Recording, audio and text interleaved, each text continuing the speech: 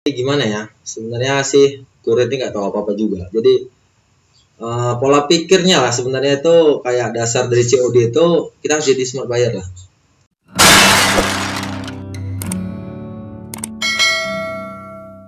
Selamat datang Aldi. Ya, terima kasih udah diundang nih. Baik ya? Baik. Alhamdulillah. Oke, Aldi memang kurir ya, seorang kurir ya? Ya, saya kurir itu dari semenjak tahun mulai jadi kurir ya 2015. Jadi sebelum ada sistem COD. Nah, jadi kita mau cerita sejarahnya dulu atau gimana? Boleh, nggak apa-apa. Atau masuk COD-nya? Sejarahnya dulu deh. Sejarahnya ya, oke. Dulu waktu pertama kali saya kerja di salah satu ekspedisi di Batam, itu ekspedisinya itu masih sekitar kayaknya merintis lah di sini. Memang sudah nasional. Iya. Cuman untuk pembukaan cabang di Batam itu dia baru ada barang masuk. Jadi barang untuk outgoing itu belum ada. Baru barang gateway lah. Yang dari Jakarta masuk ke Batam mau disebar. Itu di tahun 2019 awal. 2015. 2015 tadi ya. 2015 itu di saat itu sih belum ada sistem COD sih ya kayaknya. Jadi gini, kalau kurir, namanya kurir, kalau untuk orang awam tuh ya kayaknya kurir itu kayak baru-baru ini aja sih akhir-akhir ini. Karena kalau waktu dulu kurir itu masih tabu sama kita. Yang ada ya paling tukang pos. Yang dikenal lebih kan? pos. Iya, Tukang pos. Karena pun paling nganterin surat, berkas itu kan. Seiring berjalannya waktu, ya kan, betul. Teknologi makin maju, belanja pun udah bisa ini dari ini kan. Iya, sistem belanja orang sudah pindah ke digital. Digital. Jual beli sudah dengan online semua. Makanya berkembang juga tuh jasa pengiriman ya, pengiriman dan penerimaan barang gitu. Ini asik nih Pak, karena sistemnya itu dia dari sistem yang belum awal. Udah merasakan sistem ini dan sampai sekarang. Pengalamannya sudah jauh nih Pak. Udah senior ya. Senior sih nggak mungkin lebih banyak. Jadi nggak salah kita undang hari ini Pak. Lebih banyak lain-lain mungkin lebih ada yang lebih senior. Cuman ya ini sih pengalaman saya ya. Iya. Pengalaman saya gitu. Jadi waktu dulu itu memang sih nggak kurir itu sebenarnya dibilang kerjaan gampang juga enggak, dibilang kerjaan susah juga ya enggak. Karena kalau dipikir logikanya cuma orang nganter barang gitu kan. Cuma nganter barang gitu ya kan. Cuman ya itu susahnya kita yang bertanggung jawab atas barang itu, ya kan? Itu suka dukanya nanti. Suka dukanya. Tapi kalau nggak salah di beberapa negara luar itu jasa pengiriman atau kurir ini sudah dijadikan pegawai tetap kalau nggak salah Pak. Jadi sistemnya udah permanen sebagai negara luar ya. Kemudian di sini juga arahnya mudah-mudahan sama lah ya seperti negara luar. Ya karena untuk status ini kerjaan itu kontrak permanen atau awal-awalnya itu sih kita masih kontrak. Masih kontrak, cuman nanti kalau misalnya sudah nanti pasti dipermanenkan. Kalau sudah itu ada jenjang karir ada jenjang karir, bisa dibuat jenjang karir. Ada yang permanen ya? Ada yang permanen. Jadi ya itulah mungkin awal-awalnya sih kurir karena ini kan. Terus ya berkembanglah jadi sistem COD. Jangan kan gini lah. Dulu aja kita mau belanja online, kita percaya nggak percaya? Iya nggak sih, datang nggak sih, ya kan? Masih takut ya kan? Masih takut, ya nggak sih, ya kan? Iya betul. Masih takut. Belanja sendiri aja. Iya betul. Sering berjalannya waktu, terus banyak juga kayak ya contoh kayak kayak Shopee atau yang lainnya itu. Nah, kan ada banyak aplikasinya online. Betul banyak, jadi makin maju. Terus jadi customer itu makin percaya. Jadi dibentuklah sistem COD. Sebenarnya COD itu sistemnya kalau orang awam kayak kita beli kucing dalam karung. Ya sebenarnya kita bisa ngelihat sih, cuma kan barangnya kita nggak tahu nih. Ya kan? Tapi itu nggak ada hubungan sebenarnya dengan kurir ya? Nggak ada, itu nggak ada. Konsumen dengan pemilik barang yang jualan itu nggak ada hubungan dengan kurir ya? Nggak ada. Karena gini sistemnya, penjual ke kayak penyedia jasanya itu di penampungnya lah, kayak yang punya aplikasi lah. Setelah itu dari situ baru mereka baru ke customer, dan kami ini hanya pengantar, penghubung. Karena mereka memang jual jasa. Jual jasa.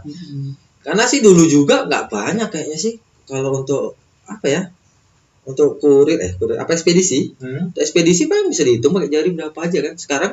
Banyak lokal lagi udah makin banyak ya kan. Oke, kalau melihat perkembangan yang sekarang yang lagi heboh, memang lagi viral-viralnya ya, banyak konsumen yang nggak terima ya dengan barang yang diterima dia, dan seolah-olah menyalahkan kurir, yang dimarahin kurir ya, yang dimaki-maki kurir. Kemarin juga ada yang pakai samurai ya, ada yang dengan ya maki-makian. Nah itu pendapatnya gimana itu? Pandangannya gimana? Jadi gimana ya? Sebenarnya sih kurir ini nggak tahu apa-apa juga. Jadi pola pikirnya lah sebenarnya itu kayak dasar dari COD itu kita harus jadi smart buyer lah. Nah, jadi harus mengerti kayak mana sih COD itu. Nggak kayak kita beli barang di pasar. Oh ini barangnya kita tengok, oke kita bayar. Nah, kayak gitu. Nah, jadi jalannya itu ya kita belanja, kita tengok. Oke, ini kalau misalnya nggak yakin, ya nggak usah. Nah, makanya kalau dari saya sendiri sih udah sering ya kejadian kayaknya kayak gitu. Yang barang dikembaliin lah, yang apalah gitu kan.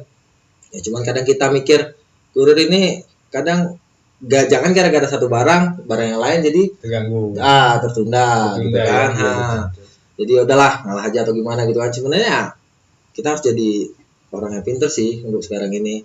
Apalagi teknologi makin canggih, pemikiran kita juga harus lebih maju. Karena pemikiran orang dulu ya kayak gitu.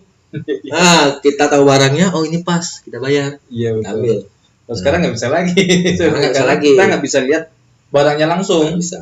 Kalau dia nggak cocok sama barangnya, itu paling ya sebagai kurir, kami arahkan langsung ke penjualnya. Nanti gimananya ya urusan orang itu berdua. Berarti mungkin poin penting tadi, jadilah seorang pembeli yang cerdas. Ya, betul. Ya. Lihat dulu toko online-nya bisa dipercaya atau enggak, track record-nya, lihat komennya ya. Berarti harus pembelinya nih yang bermasalah karena belum diedukasi. Informasi untuk itu mungkin belum sampai ke pembeli. Ya kan? Pernah nggak Aldi sendiri ngalamin seperti itu? Misalnya ada barang diantar ke rumah seseorang, terus dibuka oleh konsumen, ternyata nggak sesuai pesanan misalnya.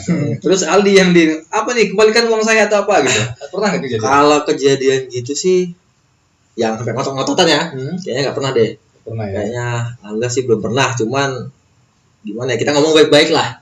Nah waktu itu saya juga baru-baru lebaran ini. Jadi kebanyakan kasus yang seperti itu mereka beli itu nggak di toko yang resmi, nggak di tempat kayak aplikasi yang udah nasional, yang udah resmi lah, yang udah banyak orang pakai lah kan. Contohnya kayak beli dari perseorangan di Facebook. Gitu. Kayak gitu, yang dari iklan-iklan yang nggak jelas lah gitu kan. Nah, di situ lebih kemarin itu ceritanya dia beli jam. Dia beli jam itu kalau nggak salah harganya 400.000. 400.000. Setelah itu, jadi dia bilang ini, Bang, saya disuruh sama online shopnya buka dulu nih. Saya sebenarnya nggak tahu kalau itu jam. Kebetulan waktu itu event lebaran, saya masih banyak nih, barang masih banyak kan. Terus dia buka paketnya. Nah, uangnya dibayar belum? Waktu itu kan karena dia di blok G5, saya mau ngantar dulu ke blok G6, kan cuma depan-depanan. Gitu kan. Dia pikir saya, oh gitu Bang ya, aku bilang kan. Tapi kalau dibuka nanti ini resikonya gimana Bang ya, katanya. Apa Bang katanya kan? Nanti biar saya ini, supaya setelah itu yaudah Bang gini aja biar cepat. Saya juga mau ngantar yang ini, nanti saya balik lagi ke sini. Saya antarlah dulu yang lain kan. Saya antar yang lain itu, saya datang lagi ke tempat dia. Oh ternyata Bang, aduh sorry Bang. Ternyata nggak sesuai pesanan. Nggak sesuai. Jadi akhirnya, jadi tunjukin lah foto jam yang disebutkan itu kan. Bang kalau jam ini sih harganya setahu saya 1 jutaan lebih. Nah, baru kata dia, iya Bang ini saya belinya di Facebook katanya kan. Udah gini aja lah Bang, Abang coba hubungi lagi penjualnya. Nah itu urusannya gimana Abang dengan penjual, ya kan? Kalau saya ini sebagai kurir saja Bang. Ini COD, dipasang paling COD ini kan. Langsung jadi gimana Bang ya katanya kan? Ya kalau kita mau kembalikan ya Abang harus dulu. Kita nggak bisa soalnya barang udah Abang buka nih. Saya nggak mau Bang kalau misalnya barang nggak sesuai. Berarti dia wajib bayar ya gitu ya? Iya kan sudah dibuka. Kan saya sudah bilang. Akhirnya gimana? Akhirnya ya udah dia sempat ngotot juga sih waktu itu, cuma ngomong saya nggak mau kalau nggak ini. Cuma saya jelaskan lah. Ini Bang, kalau Abang mau belanja abang beli di toko yang resmi. Contohnya ya kayak yang udah terkenal lah, banyak sih sekarang, masa nggak tahu sih gitu kan, yang terpercaya lah. Nah kalau kita belinya yang kayak ini ada nih apa situs-situs nggak jelas di Facebook, barang-barang apa ya, gitu kan katanya kan, terus harganya itu kayaknya nggak masuk akal. Jam 1,5 juta cuman harga 400.000, ya kan? Apalagi ya memang yang dikirim itu jam juga, cuma harus tanda tanya.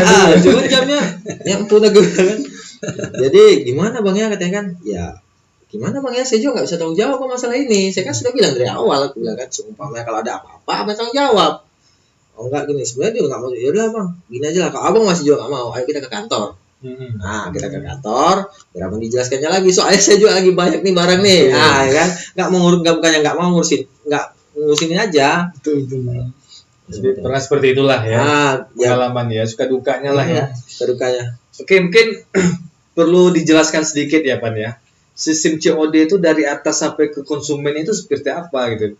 Misal saya ini sebagai konsumen beli laptop contoh. Nah, saya pakai sistem COD. Berarti kan saya nggak bayar duluan. Barang diantar duluan menggunakan jasa kurir nyampe di rumah, kayak gitu ya. Terlepas dari barang sesuai atau enggak seperti yang saya pesan, itu yang nalangin dulu siapa gitu.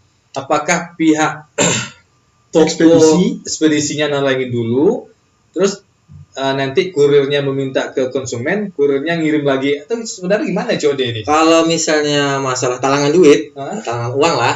Kalau ini kita ngomongin kurir mana? Kalau kurir lokal kayak Batam-Batam lah. Enggak, kurir nasional. Kalau kurir nasional itu dari perusahaan, dari ininya, dari aplikasinya. Aplikasi bayarkan dulu itu barang. Sebenarnya nggak dibayarkan. Jadi nunggu orang dibayar, baru nanti masuk ke saldo toko. Oh gitu. Karena kan gini, kita buka lapak nih, kita buka tempat jualan di online. Di situ nanti kita dikasih dompet. Oh, sama yang punya aplikasi ya? Ya, jadi disediakan untuk vendors dia, itu dikasih dompet. Nah, jadi seumpamanya barangnya 1 juta nih harganya, sistem COD diantar lu sampai ke Batam, itu udah sama. Ya itu kan kalau untuk biaya kirimnya itu kan udah lain. Ini 1 juta cuma barang aja loh, misalnya biaya kirimnya 40.000. Nanti sampai barang ini sampai ke konsumen, uang konsumen ke kurir. Saya kurir setor ke kantor. Dari kantor pembukuan nanti di store ke aplikasi. Nah, ke pusat nanti pusat baru ngoper ke Shopee. Jadi setiap hari itu ya kita ya memang pengen dibayar, tapi berarti antara toko dan konsumen masing-masing ada risiko ya Pak ya? Iya ada. Misalkan kurirnya kabur, ada nggak kejadian? Banyak sih. Banyak juga. Ya. Atau mungkin sebelum dibuka pesanannya, mungkin konsumen udah nolak duluan, mungkin berubah pikiran, saya nggak jadi beli mas. Gitu kan? Nah kalau misalnya gini, seumpamanya saya mau buka dulu nih.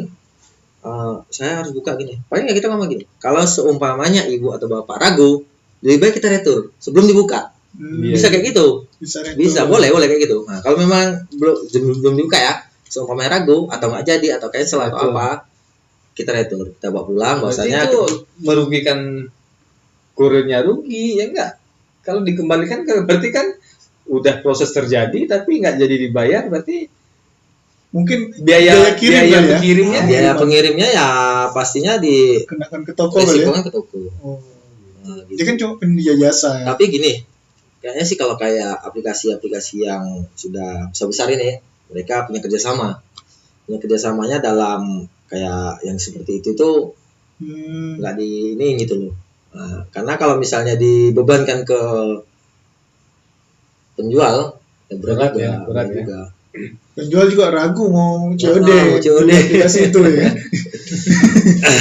Seru nih, ini tantangan juga tuh. Karena kalau cerita kurir sekarang ini memang lagi menggebu-gebu ya. Iya. Bang Aldi ini lagi menggebu-gebu juga menceritakan. Dan kemudian pasarnya kurir sebagai kurir itu juga sangat dibutuhkan Pan. Karena semakin banyak orang, apalagi zaman pandemi, ya mungkin orang udah malas keluar rumah, semuanya serba online.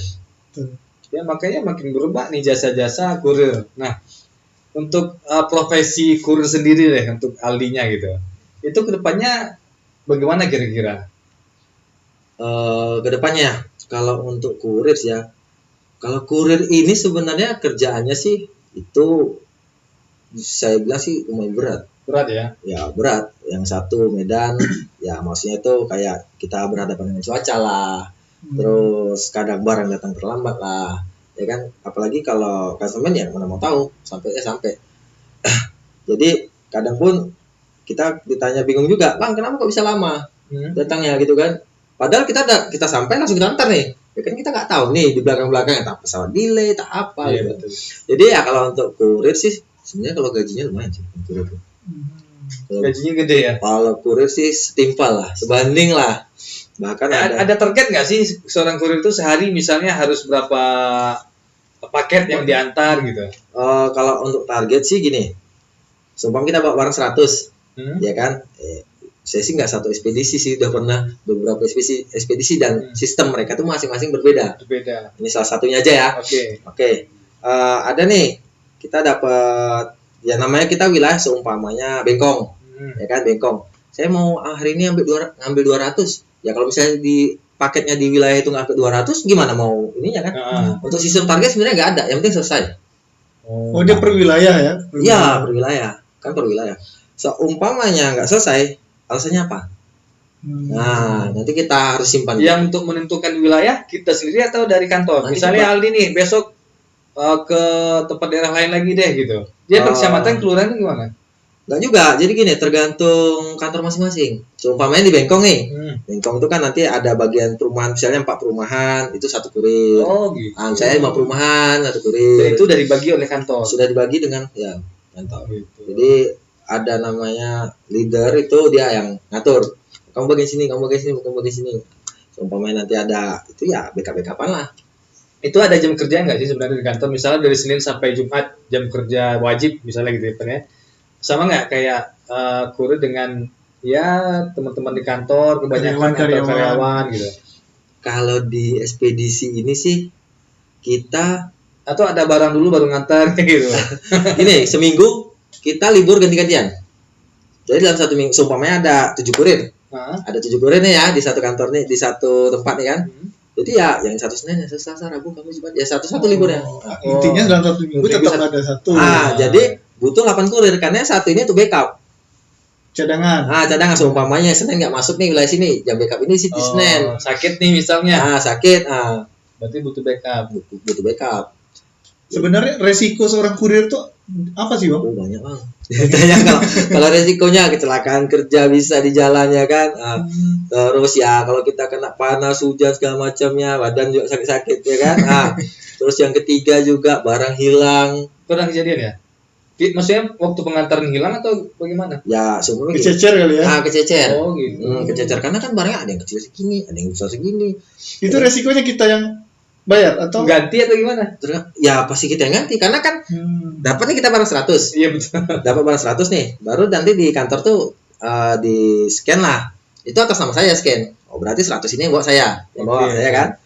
Kita antar. Itu udah kecatat. Kok nggak keantar? Yang bawa siapa? Kenapa? Karena laporan itu bisa langsung ini ya, kalau udah dapat di konsumen kan langsung aplikasinya sudah jalan ya. Asal up to date ya kan. Seumpamanya kayak kita cek aja lah, sudah sampai di Jakarta. Sudah dalam pengantaran kurir. Kan semua ya itu dari scan itulah. Ya kalau seumpamanya itu ya kita yang tanggung jawab. Kalau asuransi dari perusahaan ada nggak ada ya? Untuk kecelakaan atau apa nggak ada? Kecelakaan kesehatan ada. Kesehatan ya. Dan status Aldi sekarang tetap atau pindah-pindah? Sudah pegawai tetap di. Kayaknya udah buka cabang ya, Bang. Karena tadi ngomongnya di awal ada yang permanen ya gitu, Bang. Saya sih kemarin itu sempat atau karena pindah-pindah belum. Ya, ini dalam proses pindah juga sih sebenarnya. Udah kalau dihitung udah berapa banyak jenis jasa yang berapa ya? 2, 3, 4 kali ya kayaknya udah. Ada 4 ya. Berarti udah sangat tahu lah. Udah macam-macam sistem dia udah paham. Pernah yang lokal juga, Bang? Lokal pernah tapi cuman nggak lama sih karena waktu itu cuman kayak freelance ya, backup gitu aja sih karena ada event lebaran kayak apa gitu kan. Berarti mungkin seorang kurir itu kerja di 2 perusahaan? Enggak bisa gitu. Waktu itu ya tadi ada jam kerja ya, Senin sampai ini di absen nggak? Absen. Jam berapa aja? Pagi sama sore atau gimana? Jadi gini, seumpamanya kita salah satunya aja ya, salah satu ekspedisi ya. Kita karena sistemnya beda-beda nih kalau yang sekarang deh. Oke ya. Dalam 1 hari itu ada 3 trip. ada 3 kali datang barang. Oke. Dari bandara. Dari mana aja tuh ya? Dari mana aja. Pokoknya masuk kantor 3 trip. 3 trip. Jadi yang trip pertama itu pagi jam 7 itu udah ada barangnya. Jadi jam 7. Itu udah sampai kantor atau masih di bandara? Dari kantor. Dari kantor. Oke. Dari kantor. Kemudian sih datangnya malam, terus dari kantor udah disiapkan tuh jam 7 itu pokoknya udah sampai kantor, kita sortir jam 8 kita berangkat. Oke, itu trip pertama. 8 ya, 9, 10, 11 taruh lah sampai jam 11. Jam 11 habis itu istirahat lah. Ya kalau misal pokoknya sampai selesai. Sampai selesai apanya itu? Pengantarannya. Udah habis datang lagi kantor. Kalau kita itu nanti jam 1 udah datang lagi nih barang. Berarti kita kantor lagi. Ya, kita standby di kantor. Setelah kita selesai ngantar, kita standby di kantor. Ya, selesai di kantor, kita standby. Kalau barang datang cepat sih jam 1 udah datang. Berarti kita antar lagi. Jam 1, jam 2 udah sortir nih, jam 2 kita berangkat. Jam 2 sampai jam 4. Jam 4 nanti datang lagi. Jam 5 sortir, kita berangkat. Ya sampai kadang sih kalau paling cepet tuh jam 8 jam 9 malam. Nah, tadi absen ya? Absen. Sore berarti pulangnya kalau pengantaran terakhir misalnya sampai jam 8, apakah wajib balik lagi kantor untuk absen atau enggak lagi? Ya harus balik karena kita harus setor duit COD. Berarti ini Bang, kalau malam operasionalnya itu terhenti di jam berapa? Batasnya? Ya, batas maksimal. Kalau untuk kurir sih jam 10. Jam 10. Jam 9, setengah 10 itu udah posisi balik. Tapi itu masuk lembur lah jadinya enggak? Atau enggak? Memang jam kerja kita seperti itu? Jam segitu. Berarti lumayan berat ya? Sesuai perjanjian. Itu. Sekarang Aldi posisinya ngantar kan ekspedisi kan bisa ngantar pakai mobil, bisa pakai motor gitu kan, macam-macam lah. Kalau saya sih pakai motor. Pakai motor ya. Pakai motor. Saya kalau yang pakai mobil ini biasanya itu paket yang besar. Paket besar karena ada paket kecil, paket besar yang sekiranya nggak bisa dibawa sama kurir motor. Pakai mobil. Bawa mobil. Gitu. Dan sebenarnya lumayan sih karena insentifnya juga lumayan. Kadang bisa sih di satu perusahaan ekspedisi ada juga yang sampai gaji per bulannya sampai 8 juta, 10 juta. Ini ngomong gaji kita belum nanya gaji. Makanya karena kalau misalnya yang kita bawa paket besar paling cuma berapa? Satu hari cuma 20. Berarti lebih menguntungkan kurir bawa motor. Yang motor kayak gitu. Berarti penggajiannya ini karena udah ngomong gaji Pak. Penggajiannya itu hitungnya per pieces paket atau per bulan? Atau ada bonusnya gimana gitu Bang? Sumber-sumber gajinya, sumber gajinya, tunjangannya lah ya. Gaji pokoknya ada mungkin. Dimulai dari gaji pokok ada Bang ya? Ini yang terakhir ekspedisi terakhir yang saya masuk. Ya sekarang ya? Sekarang nih. Jadi gini. Ini yang kurir ekspedisi yang nasional ya, bukan lokal. Oke. Jadi gaji pokok ada. Gaji pokok itu kisarannya 5 jutaan. 5 jutaan. Gaji pokoknya 5 jutaan. 5 jutaan. Terus di atas UMK apa ya? Ya karena bensin. Udah masuk. Ini belum nanti lah cerita ya. Oke. 5 jutaan ya, rata 5 jutaan ya kan. Terus ada insentif per paket. Jadi satu paketnya ini 400 rupiah. Tapi seumpama kita pengantaran dalam satu hari itu dapat 150 lebih, itu per paketnya dihitung 800. Oh naik 2 kali lipat. Naik.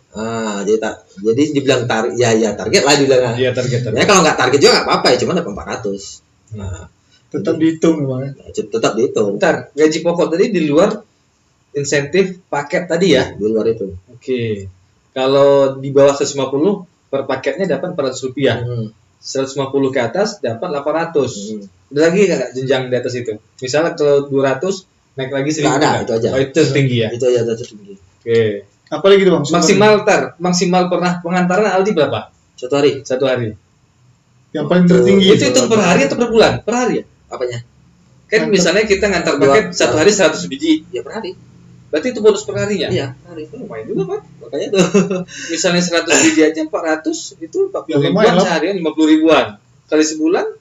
Makanya dari tahun 2015 betah di sini Pak. Kan ada sesuatu yang menjanjikan. Oke. Ya itu sih. Yang kedua kalau kita untuk bensin untuk taruhlah untuk sehari-hari ya. Kalau kita yang udah tahu di kurir. Untuk kebutuhan sehari-hari sebenarnya dari tip kan customer pun udah ada juga udah customer ya ngasih. Ya, seumpama kita ngantar ya 100 paket. Taruhlah gampang itu 100 paket. COD yang COD 100 paket lah, ya kan? 50 paket. Setiap customer ini kasih 1000 perak aja. udah 50.000 kan. Iya, Udah lepas bensin, udah lepas makan, udah lepas udah. Kan uang lebih gitu kan. Udah enggak usah Mas, enggak usah gitu. Iya, gitu.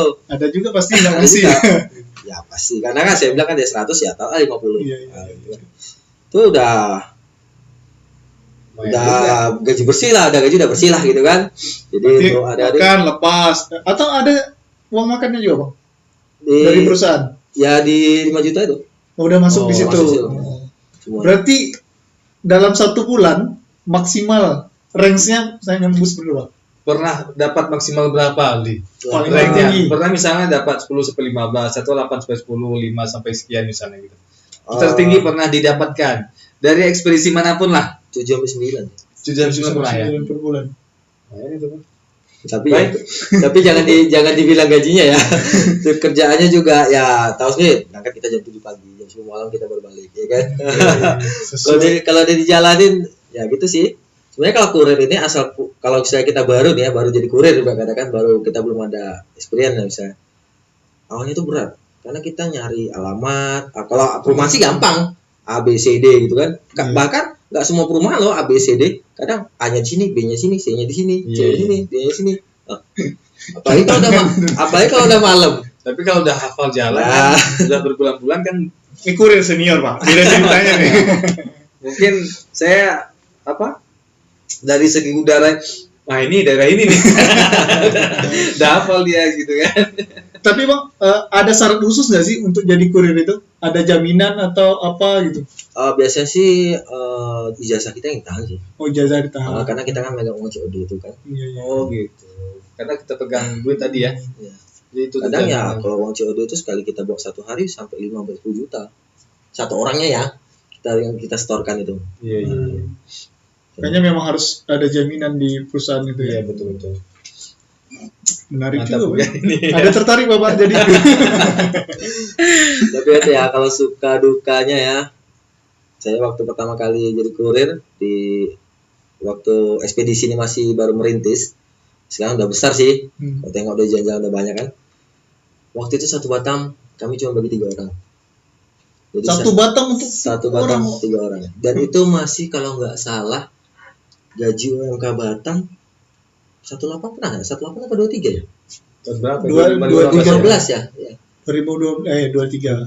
2013 itu 17. 17 ya? 17. Ya situlah. Ya. Dan itu 1 Batam tuh bagi 3. Memang paket nggak banyak karena paling 1 hari kita cuma bawa 30 atau 40 paket aja. Cuman wilayahnya yang ya. Saya aja dulu kondisi jalan mungkin juga jauh berbeda dengan sekarang kan, pasti. Ya. Mungkin aspal juga dulu masih tanah atau hujan mungkin nggak bisa jalan bisa jadi. Dan waktu itu saya pembagian wilayah itu dapat bagian dari Anggrek Mas, Lamo Garden sampai ke Nanindah Tanjung Cang. Ujung Nanindah Tanjung Cang sama Tiban. Udah mau bersetengah Batam tuh kan. Jadi barelang itu kalau ada paket ke sana, ya harus kita antar. Jadi kalau malam mau kita di jalan tuh kan nengok orang kiri kanan, orang pacaran semua, kita bawa paket. Malam minggu lah ya kan. Aduh. Oke, seru nih, Pan. Mungkin kita masuk ke tips-tips teman-teman yang tertarik mau jadi kurir kali Pak ya. Untuk jadi kurir awalnya memang daftar atau ada kawan yang ngajak atau gimana, Aldi? Kemarin itu sih ya ada kawan yang ngajak sih. Ya. Ada kawan yang ngajak waktu itu, ini ada ekspedisi baru nih katanya kan. Paketnya nggak banyak katanya kan. Jadi apa kurir apa? Saya pikir kan kok kurir kan waktu itu masih belum apa, belum ini kali sih. Belum seramai yang sekarang. Belum seramai yang sekarang kan. Akhirnya cobalah ya kan. Udah kamu bagian sini, kamu bagian sini. Ya cobalah jalannya sehari, 2 hari. Tapi ya mungkin karena hobi saya juga dulu jalan-jalan, ngukur jalan ya kan. Kok cocok gitu kan. Jadi ya udah bertahan juga berapa tahun. Oke Bang, ini mungkin tips-tips buat teman-teman yang lagi berjuang di kurir atau yang teman-teman baru di kurir ataupun yang mau masuk di kurir. Gimana ataupun nih, buat teman-teman yang sering dimarahin sama konsumen. Jadi ya untuk teman-teman semua yang lagi berjuang ataupun yang ada niatan mau masuk kurir ya, yang lagi berjuang aja lah ya dulu ya, yang udah masuk, yang udah itu ya sebenarnya kita harus lebih edukasi lah ke customer, ke konsumen yang ya orang itu kan tipenya macam-macam. Ya kan? Jadi ya kita edukasi, kita pelan-pelan ngomong baik-baik aja kalau misalnya ada masalah apa-apa. Kalau enggak ya udahlah, kita lebih baik ngalah aja kalau enggak ya kan. Cuman ya kasih edukasi ke dia. Satu lagi untuk konsumen mungkin. Konsumen. Untuk konsumen ya paling belajar lagi COD gitu ya. Ya betul. Jadi apa, pembeli yang cerdas. Oke, mantap. Terus jadi ya kalau kita mau beli barang, jangan kita tengok di situ aja, juga kita harus cari referensi yang lain. Betul. Jangan hanya di satu tempat ya. Ya betul ya. Cari tempat lain, harganya coba bandingkan semuanya gitu ya. Kita nyari referensi kan nggak perlu ke toko sebelah, kita kan tinggal geser-geser aja ya kan. Iya. Kalau seumpamanya kira-kira janggal atau kayaknya nggak masuk akal, gue nggak usah daripada itu kan. Dan yang kedua, ya kalau untuk konsumen sih paling ya kami cuman sikap ke kurir. Ya kami cuma kurir, cuma nganter barang gitu kan. Kita juga nggak tahu, dan saya juga nggak tahu konsumen ini beli apa barangnya kan. Iya. Kenapa yang disalahkan kami? Kenapa yang disalahkan kami gitu kan. Gitu. Seumpamanya ada komplain atau apa, ya mungkin langsung ke pembelinya ataupun langsung ke kantor. Kalau ada yang mau marah-marahin kurir, Bayu nih cocok nih. Sebenarnya kalau mau lebih marah, kami bisa lebih marah Pak. Iya. Karena udah capek. Tapi ya kan? dari segi hukumnya kan nggak ada, memang mau dibawa ke jalur manapun nggak ada hubungan dengan kurir ya. Ya nggak ada Pak. Mau dipolisikan, mau diapakan, kan itu antara konsumen dengan Pembeli, penjual. pihak penjual. Ya. Ya kalau masalah beda isinya, berarti dia harus telepon lagi yang ke penjualnya gitu ya. Karena kalau memang dari aplikatornya sendiri, kalau seumpamanya pembeli ini nakal, mereka bisa dihukum juga. Seumpama kayak di blacklist, di tokonya ditutup Ya, atau gimana, diberi peringatan. Nah, misalnya dikirim kok nggak sesuai gitu, nah, itu aplikator juga ada quality controlnya, ada orang itu punya Iya, tim sendiri. Berarti harus balance ya. Dari aplikasi pun mungkin dari pihak yang berwenang mungkin menertibkan mungkin toko-toko online yang penipuan, Ya, ya biar nggak saling merugikan. Karena ada hak customer juga Iya, sebenarnya. betul. kecuali Yang kan konsumen juga harus juga tahu yang Bahwa datang kurir ini. bukan bagian dari Iya, mereka. bukan bagian dari toko penjual. Nah, itu Hanya jasanya yang dipakai, Pak. hanya jasa yang dipakai karena kita belajar lewat online. Masa jadi tempat pelampiasan? Oke, udah terbuka sekali wawasan kita ya dengan masalah COD. Cukup. Seperti Oke. itu, Pak. Terima kasih Ali udah hadir di sini. ya sama-sama. Ya, terima kasih teman-teman. Kalau ada masukan ya silakan komen di bawah. Ingin tahu lebih jelas atau ingin tahu profesi apa yang ingin Anda ketahui lebih jelas, ya silakan komen di bawah ini. Saya belepotan nih ngomong. Sebelepotan ngomongnya. Pokoknya kalau ada masukan silakan komen di bawah. Ya, Irfan. Nah, itu tadi, kalau teman-teman punya masukan silakan komen, like, subscribe, dan share video ini. Terima kasih. Karena hanya di sini kita bahas profesi orang.